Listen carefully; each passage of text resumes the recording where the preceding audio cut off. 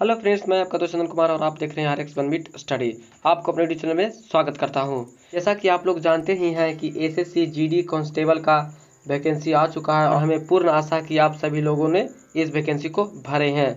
तो जैसा कि आप लोग जानते हैं, रीजनिंग से 25 क्वेश्चन और समान ज्ञान से भी 25 क्वेश्चन और गणित जो हम लोग को प्रारंभिक गणित होता है उससे भी 25 क्वेश्चन के साथ साथ इंग्लिश और समान हिंदी से भी 25 क्वेश्चन, यानी कि जिन्हें हिंदी पसंद हो वो हिंदी करेंगे और जिन्हें इंग्लिश पसंद हो वो इंग्लिश करेंगे। यानी कि पूरे 100 क्वेश्चन का ये एग्ज़ाम होने वाला है। इसीलिए मैं आपके लिए प्रैक्टिस सेट वर्क लाया हूँ, तो आप लोगों की कोई आवश्यकता नहीं कि आप बुक खरीदें। तो चलिए इस वीडियो को बिना समय गंवाए हुए स्टार्ट करते हैं। हमारा पहला क्वेश्चन है कि यदि KMF को LLH लिखा जाए तो RMS को क्या लिखा जाएगा। तो यहाँ पर हम लोग देख रहे हैं कि M से L जाने के लिए 1 प्लस होता है, M को L जाने के लिए 1 माइनस होता है और F को H जाने के लिए 2 प्लस होता है। ठीक उसी प्रकार R को अगर 1 बढ़ाते हैं तो आता है S, M को अगर 1 घटाते हैं तो आता है L और यदि S को 2 बढ़ाते हैं तो आता है U। यानी कि हमारा क्वेश्चन का आंसर हो जाएगा C नंबर। इसका आंसर हो जाता है C हो जाता है। अब हम लोग अगले क्वेश्चन की तरफ बढ़ते हैं। इसमें लिखा हुआ कचहरी न्याय विद्यालय, यानी कि ये कहना चाह रहा है कि कचहरी से न्याय मिलता है तो विद्यालय से क्या मिलता है, तो विद्यालय से शिक्षा मिलता है। अब हम लोग अगला क्वेश्चन की तरफ चलते हैं। अगर अर्थ शब्द को इस रूप के कोडिंग में किया जाए तो हार्ट को कैसे लिखेंगे। तो इसे बनाने के लिए यह जरूरी नहीं कि हर एक शब्द को लिखा जाए, इसमें EAR और इसमें भी EAR उपस्थित है।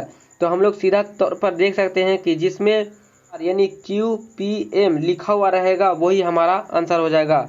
तो इसमें भी QPM नहीं लिखा हुआ है, इसमें भी नहीं लिखा हुआ है, इसमें भी नहीं लिखा हुआ है और लिखा हुआ है इसमें। तो हर बार लम्बा करके नहीं बनाना है, आपको माइंड का भी इस्तेमाल करना है, इसलिए हमारा आंसर B हो जाएगा। हमारा अगला क्वेश्चन है, यदि गुणा को प्लस और भागा को माइनस लिख दिया जाए तो नीचे दिए गए समीकरण का हल क्या होगा।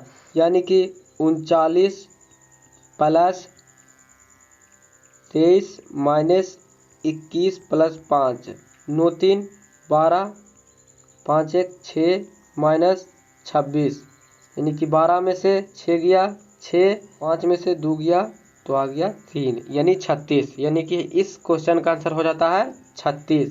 हमारा इस क्वेश्चन का आंसर क्या हो जाता है, 36 निकल कर आता है। तो हमारा अगला क्वेश्चन है, नीचे दी गई 4 संख्याओं में से कोई 3 किसी प्रकार से समान है तथा एक समूह की रचना करती है, वह कौन सी उस समूह के अंतर्गत नहीं आता है।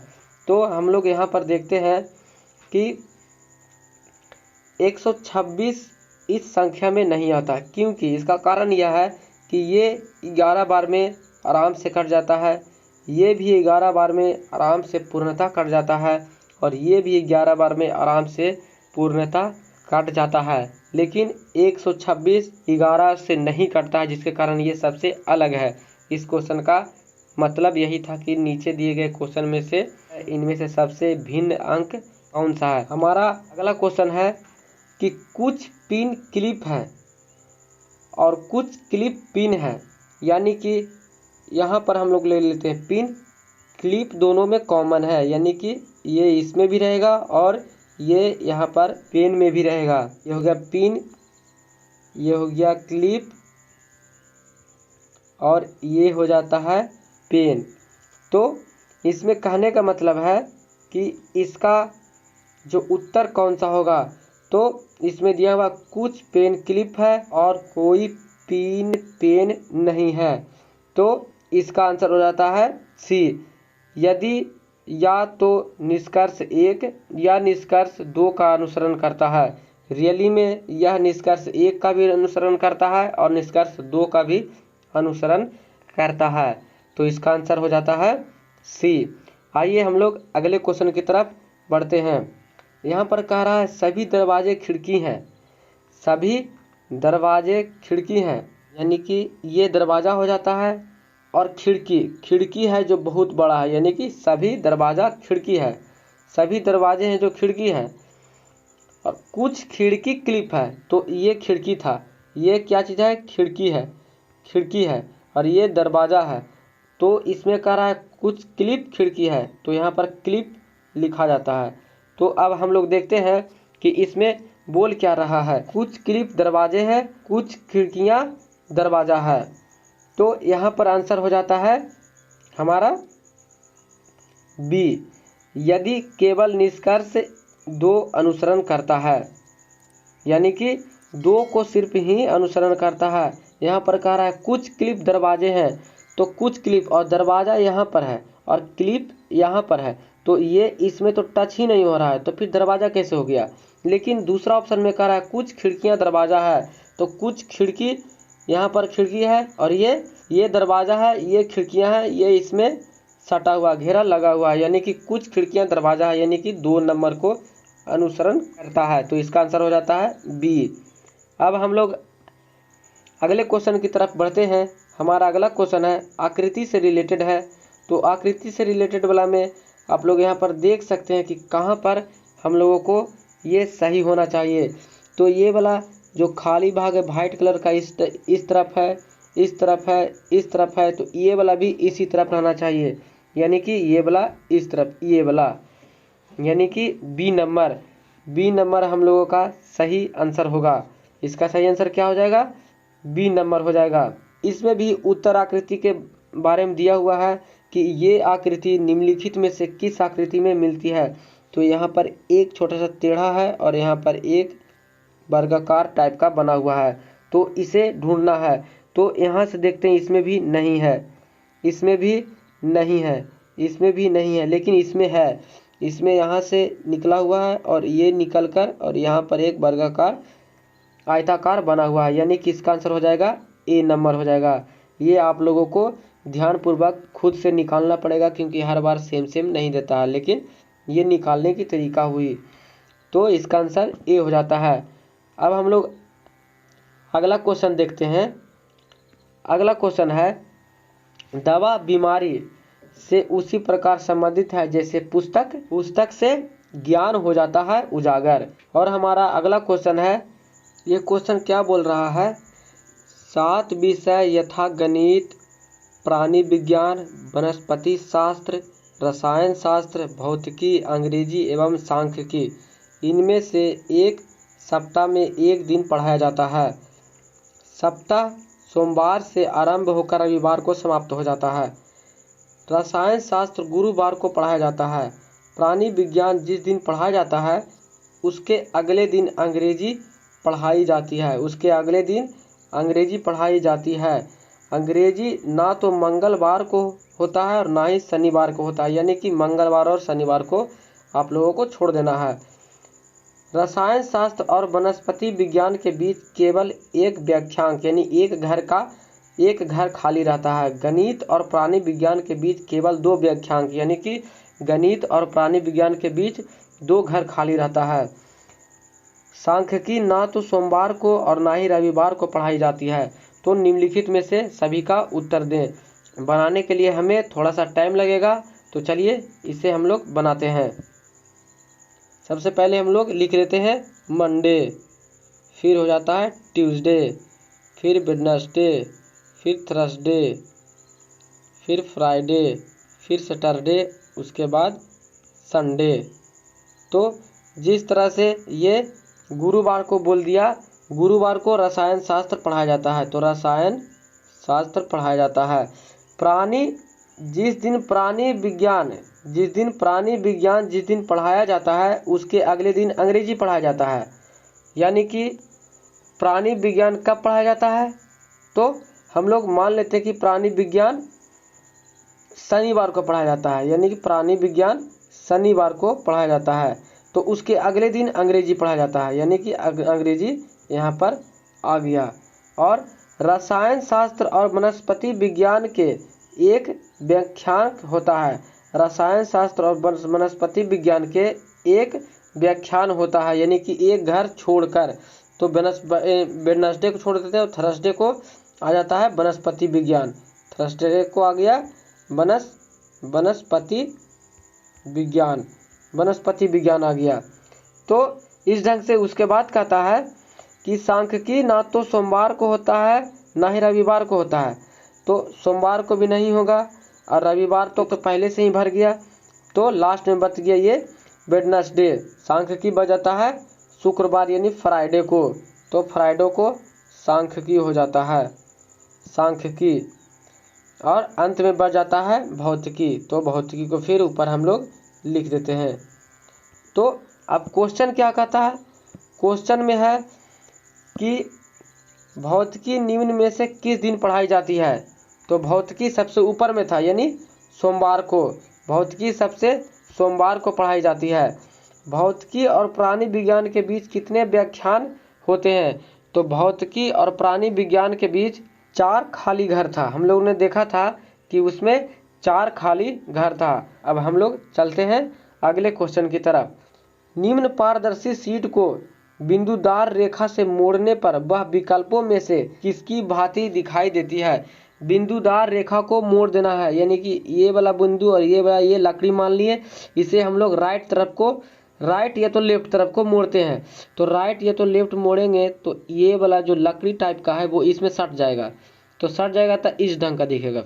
फिर ये गोला इस पर आ जाएगा, तो ये गोला इस पर आ जाएगा, तो ये फिगर किस में है, तो ये फिगर इसमें है यानी कि नंबर सी में। तो ये हमारा क्वेश्चन का आंसर नंबर सी हो जाता है। अगला क्वेश्चन हमारा है निम्नलिखित में से कौन सा समूह संबंधित नहीं है। निम्नलिखित में से कौन सा समूह संबंधित नहीं है, तो इसमें आता है पहला लिखा हुआ है लोमड़ी, बकरी, घोड़ा और जेबरा। तो इसमें देखने वाली बात यह है कि बकरी, घोड़ा और जेबरा ये तीनों के तीनों शाकाहारी है, यानी कि जो ये लोग मांस मछली नहीं खाते हैं, परंतु इसमें लोमड़ी है जो मांसाहारी है, तो इसका आंसर ए नंबर हो जाएगा। क्या हो जाएगा, लोमड़ी।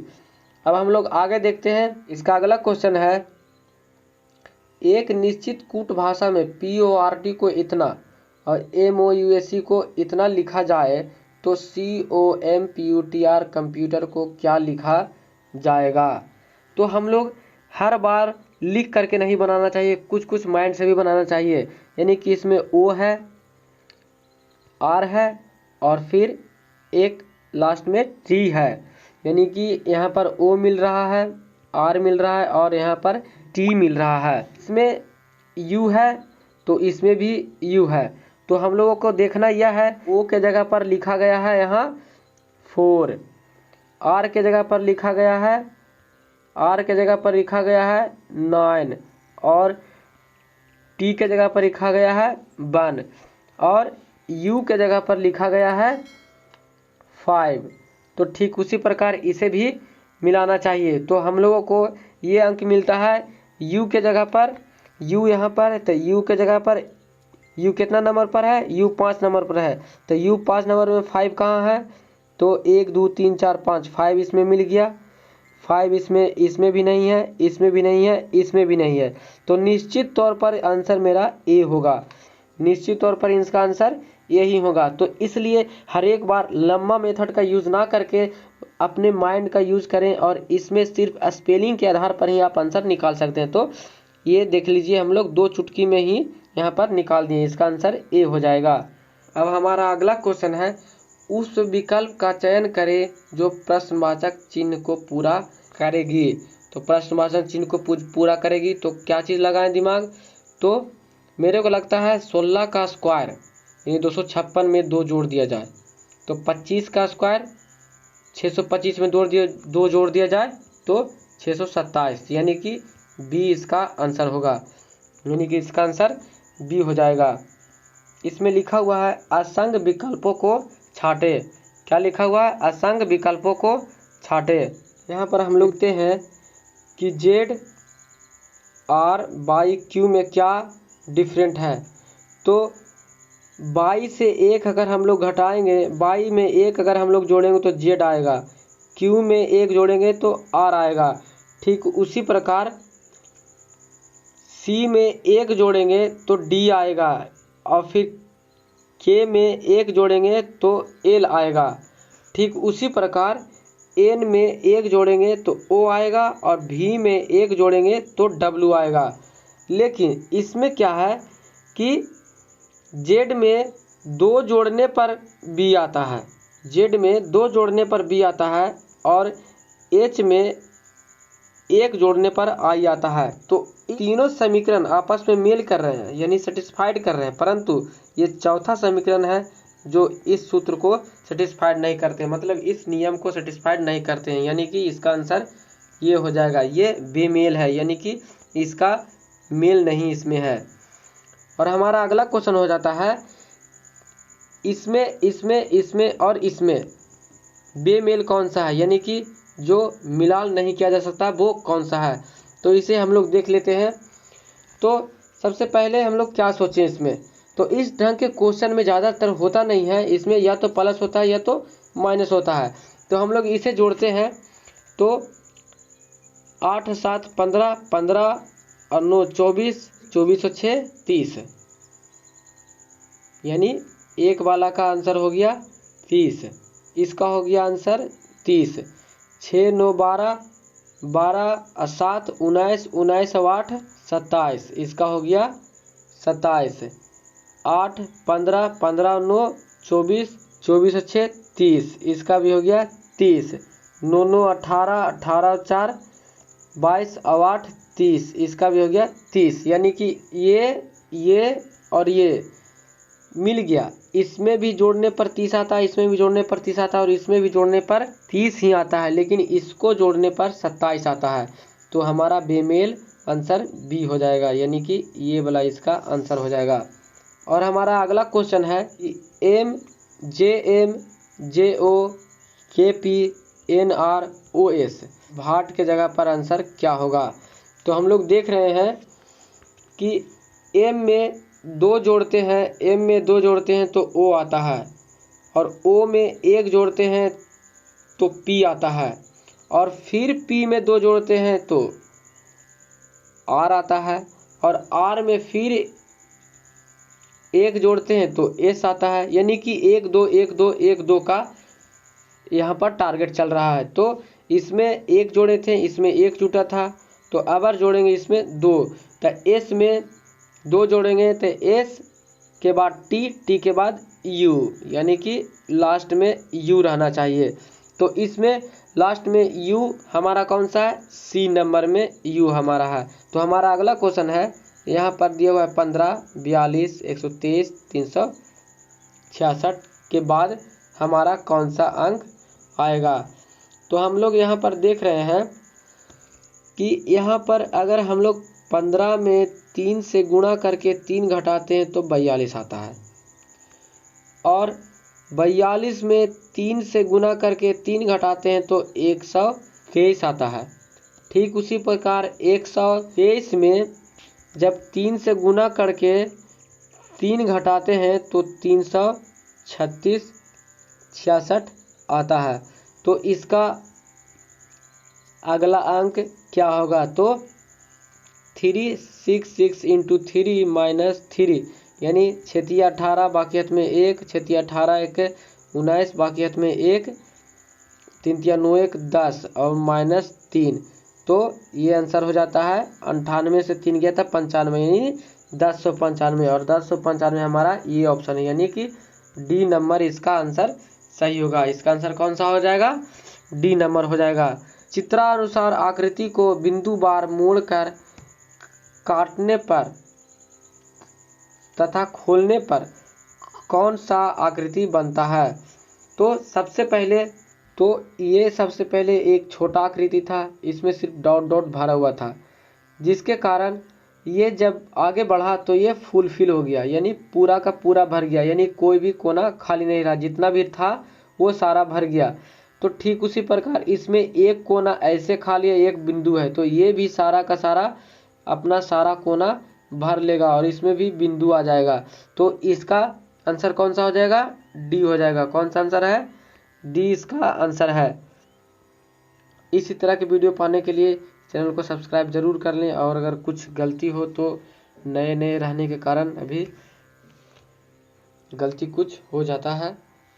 और अगला क्वेश्चन है, प्रत्येक प्रश्न में पहले यूनिट की दूसरी आकृति पहली आकृति से किसी प्रकार संबंधित है। वही आकृति, यानी कि इसमें भी आकृति वाला क्वेश्चन दिया हुआ है। तो इसमें भी देख लेते हैं कि ये वाला पहला क्वेश्चन आकृति, पहला आकृति दूसरी आकृति से भिन्न है, तो ये फिर आगे जाकर क्या बन जाएगा। तो इस ढंग का क्वेश्चन अगर रहे तो इसके बाद ये दोनों सट जाएगा। तो इसके बाद ये दोनों सट जाने के बाद सी नंबर इसका आंसर आ जाएगा। तो इसका आंसर क्या हो जाएगा, सी हो जाएगा। तो आज का लास्ट क्वेश्चन है, निम्न प्रश्न में से लुप्त पद ज्ञात करें। तो निम्न प्रश्न में से लुप्त पद हम लोग कैसे ज्ञात करेंगे, तो हम लोगों को यहाँ पर सोचते हैं कि क्या होना चाहिए। तो यहाँ पर सोचते हैं 24, 60, 54 कैसे लाया गया, यानी कि 24 + 60/2 यानी 30, तो बराबर 54 आ गया। और 12 + 30/2 यानी 15, तो 12 15 जाकर के हो गया 27। तो ठीक उसी प्रकार हमको भी ये करना पड़ेगा, ठीक उसी प्रकार हमें भी करना पड़ेगा। 16 + 90/2 यानी ये हो गया 45, ये हो गया 45। 6 5 1 11 बाकी में 1 4 1 5 1 6 61 यानी कि इसका आंसर हो जाएगा डी। आशा करता हूं दोस्तों ये वीडियो आपको अच्छा लगा हो। तो इसी तरह के वीडियो पाने के लिए और एसएससी जीडी कांस्टेबल का तैयारी करने के लिए इस वीडियो आज के लिए सिर्फ इतना ही। धन्यवाद।